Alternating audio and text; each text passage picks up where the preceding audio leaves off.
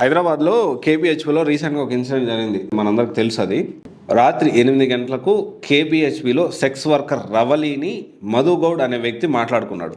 కానీ పని తర్వాత మాట్లాడుకున్న డబ్బుల కంటే రవలి ఎక్కువ డిమాండ్ చేయడంతో మధు నిరాకరించాడు. వెంటనే ఆమె గ్యాంగ్ను పిలవగా వారంతా మధుపై కత్తులతో దాడి చేశారు. సో ఎవరైతే కేపీహెచ్పిలో ఉంటున్నారో యాక్చువల్లీ ఏంటి అంటే కేపీహెచ్పి అనేది ఎడ్యుకేషన్కి హబ్ లాగా తయారవుతుంది. అంటే మెల్లగా చాలా పిల్లలు కొత్తగా అమీర్పేట్కి ఆల్టర్నేట్గా సాఫ్ట్వేర్ కోర్స్ నేర్చుకోవడానికి కేపీహెచ్పి వెళ్తూ ఉన్నారు. కానీ కేపీహెచ్పిలో కొంత ఇలాంటి పరిస్థితి కూడా ఉంది. సో ఇక్కడ మనం అర్థం చేసుకోవాల్సిన విషయం ఏంటి అంటే ఇలాంటి పరిస్థితి ప్రతి ఏరియాలో ప్రతి దగ్గర ఇలాంటి పరిస్థితి కాదు ఇంకో పరిస్థితి కాదు ఇంకో పరిస్థితి.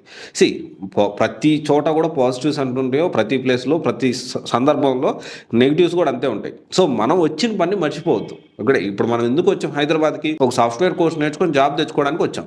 జాబ్ తెచ్చుకొని మాదాపూర్ గచ్చిబౌలి షిఫ్ట్ అయ్యి అక్కడ ఎంతకంటే ఎక్కువ ఉండొచ్చు, డబ్బులు వచ్చాయి కదా అని చెప్పి అక్కడ వేరే జలసాలు ఉంటాయి. జనరల్గా సాఫ్ట్వేర్ వాళ్ళు చాలా మంది పేరు గొప్ప ఊరు దెబ్బ అన్నట్టు సాఫ్ట్వేర్ జీతాలు చూస్తే 15 లక్షలు 20 లక్షల ప్యాకేజీలు వస్తాయి. అరే నెల తిరిగేసరికి చూసుకుంటే ఫస్ట్ 10 రోజులు కూడా కాదు 3-4 రోజులే వాళ్ళ దగ్గర డబ్బులు కలకలాడతాయి. 3-4 రోజులు దాటితే డబ్బులు చేతిలో ఉండవు ఏముండవు. అండ్ తర్వాత అప్పులు ఈఎంఐలు అదని ఇదని వీకెండ్ వస్తే పబ్బులు, ఇలాంటి పరిస్థితులు ఉన్నాయి.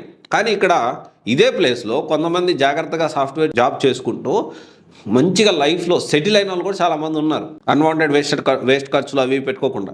సో ప్రతి ఒక్కరు కూడా ఇది ఆలోచించాలి. అండ్ బ్లైండ్గా ఏమవుతుంది, నేను వెళ్ళిపోయి సాఫ్ట్వేర్ జాబ్ వచ్చింది లేదా సాఫ్ట్వేర్ కోర్స్ కోసం వచ్చి లేదా అమ్మాయి కోసమో లేకపోతే అమ్మాయితో తిరుగుతా డబ్బు ఇంట్లో ఏమో సాఫ్ట్వేర్ కోర్స్కి లేకపోతే ఇంకో హాస్టల్కి ఇంకోటి మెటీరియల్ కొనాలి, ఇంకోటి చేయాలి, ఇంకో రియల్ ప్రాజెక్ట్ చేయాలి, ఇంకోటి చేయాలని డబ్బులు తీసుకునేది ఇక్కడ తీసుకొచ్చి అమ్మాయికి పెట్టేది. కొంతమంది అబ్బాయిలు, అందరూ కాదు, సిన్సియర్గా కెరీర్ కోసం వచ్చి ఫోకస్ చేసుకొని ముందుకు వెళ్తూ ఉన్నారు. సో మీకు ఒక ఎగ్జాంపుల్ చెప్తాను. 10th మా ఫ్రెండ్ ఉన్నాడు. 10th అతనికి దాదాపు 560+ మార్క్స్ వచ్చాయి. ఎంత మెరిట్ స్టూడెంట్. అలాంటి వ్యక్తి ఇప్పుడు నెలకి బాగానే సంపాదిస్తున్నాడు. 2,70,000 ఏమో వస్తున్నాయి ఇప్పుడు నెలకి. ఇప్పుడు ఎట్ ప్రజెంట్ గురించి మాట్లాడుతున్నా. హీఈస్ లివింగ్ ఇన్ మాదాపూర్ దగ్గరలో ఉంటున్నాడు. ఇప్పుడు మనకి ఓన్ ఫ్లాట్ ఉంది. సో వెల్ సెటిల్డ్ ఫినాన్షియల్గా. కానీ రైట్ డైరెక్షన్లో వెళ్ళకపోవడం వల్ల పర్సనల్ లైఫ్ అనేది లేదు. ఇంకా తెలివిగా సమయస్ఫూర్తితోటి ఎలా ముందుకెళ్ళాలి, ఏం చేయాలని ఆలోచించాలి.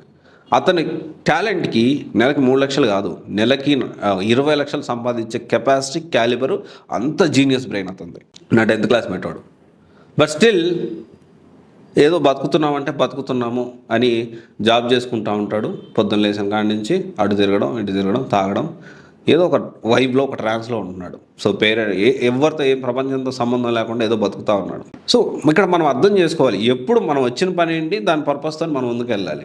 అండ్ ఏది చేసినా కానీ ఒక లిమిటేషన్ ఉంటుంది. లిమిట్ దాటకుండా చూసుకోవాల్సిన అవసరం ఎంతైనా ఉంది. ఇది ఒకసారి ఆలోచన చేసి సో దాన్ని బట్టి ఈ హైదరాబాద్లో ఎక్కడ కోచింగ్ జాయిన్ అయినా అమీర్పేట్లో కానీ కేపీహెచ్పిలో కానీ సో జాగ్రత్తగా ఉండాల్సిన అవసరం ఉంది. కేపీహెచ్లో ఇలా జరిగింది, ఇలా జరుగుతుంది. సో జాగ్రత్తగా ఉండండి. Thank you.